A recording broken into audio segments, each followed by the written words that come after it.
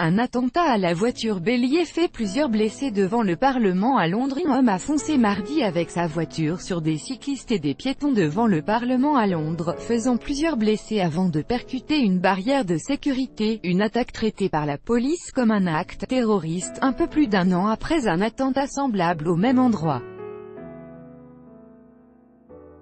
Nous traitons cela comme un incident terroriste, a déclaré à la presse le chef de l'antiterrorisme, Neil Basu.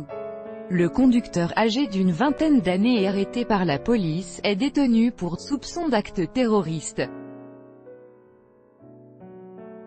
Il ne coopère pas à l'heure actuelle, a ajouté Neil Basu, soulignant que la priorité des forces de l'ordre était d'établir son identité et son mobile. 2 personnes ont été hospitalisées, dont une femme, dans un état grave, mais pas en danger de mort, et un homme qui a déjà pu sortir de l'hôpital, a-t-il ajouté. Une 3e personne a été soignée sur place. Le président américain Donald Trump, qui avait critiqué la réponse des autorités britanniques lors des précédents attentats ayant visé le Royaume-Uni, a vivement réagi sur Twitter. Une nouvelle attaque terroriste à Londres, ces animaux sont fous et il faut les traiter avec intransigeance et dureté, a-t-il lancé. Une réunion interministérielle de crise est programmée à 13h GMT.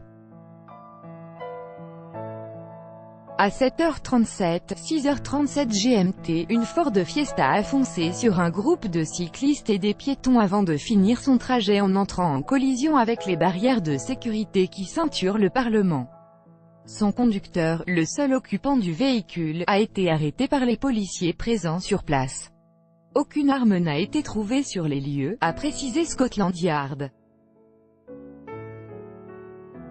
Des images diffusées sur les réseaux sociaux montrent des policiers lourdement armés entourant le véhicule dont le conducteur est sorti menotté avant d'être emmené.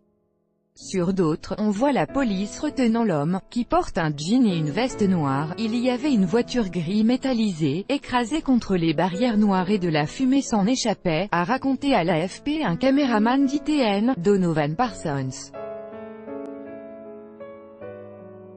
4 par 4 sont passés devant nous. De nombreux policiers en sont sortis armés, et ils se sont approchés du véhicule, pointant leurs armes sur les fenêtres, a-t-il ajouté.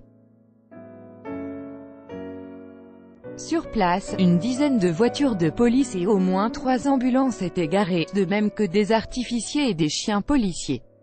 La station de métro a été partiellement fermée. L'ensemble de la zone, survolée par un hélicoptère, a été bouclé par la police, a constaté une correspondante de l'AFP. Les cordons de sécurité doivent rester en place pendant ou encore un certain temps, a relevé Neil Basu. Acte délibéré, Londres Copyright AFP, ça avait l'air d'être un acte délibéré, a raconté un témoin, Ewalina Ochab, à l'agence britannique Press Association. Je marchais de l'autre côté de la rue, j'ai entendu du bruit et quelqu'un a crié. Je me suis retourné et j'ai vu une voiture grise roulant très vite près des barrières, peut-être même sur le trottoir, a-t-elle ajouté. Il y avait une cycliste à terre, manifestement blessée, a confié AP à James Maker, un cycliste présent sur place quelques minutes après l'attaque. On se doutait qu'il y avait quelque chose de grave vu que c'était fermé. On a repensé à l'attentat de Londres sur le pont de Westminster. Normalement ils avaient mis des barrières de protection, a raconté à l'AFP Emmanuel Guy, un touriste français de Cholet, ouest de la France. La première ministre Theresa May a assuré sur Twitter que ses pensées allaient aux blessés, remerciant les services d'urgence pour leur réponse courageuse et rapide. Vague d'attentats. Le Royaume-Uni a été frappé en 2017 par une vague d'attentats, dont 4 revendiqués par le groupe État islamique, qui ont fait au total 36 morts et 200 blessés.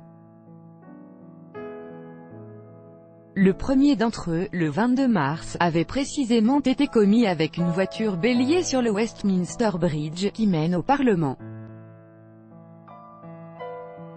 L'auteur de cet attentat, qui avait fait 5 morts, avait d'abord fauché des passants en montant sur le trottoir du pont avant de terminer sa course contre les grilles du Parlement. Khalid Massoud était ensuite descendu et avait pénétré dans l'enceinte du bâtiment où il avait poignardé à mort un policier avant d'être abattu. Depuis, des barrières de sécurité en béton et en acier ont été installées tout autour des grilles du Parlement et sur les trottoirs menant au pont, ainsi que dans plusieurs autres endroits de la métropole. On ne peut pas faire grand-chose de plus en termes de sécurité, a réagi auprès de l'AFP Alex Moschle, un Sud-Africain qui se rendait à son consulat, à proximité du Parlement. À moins de devenir un État policier. Tout droit de reproduction et de représentation réservé. Copyright 2018, Agence France Presse.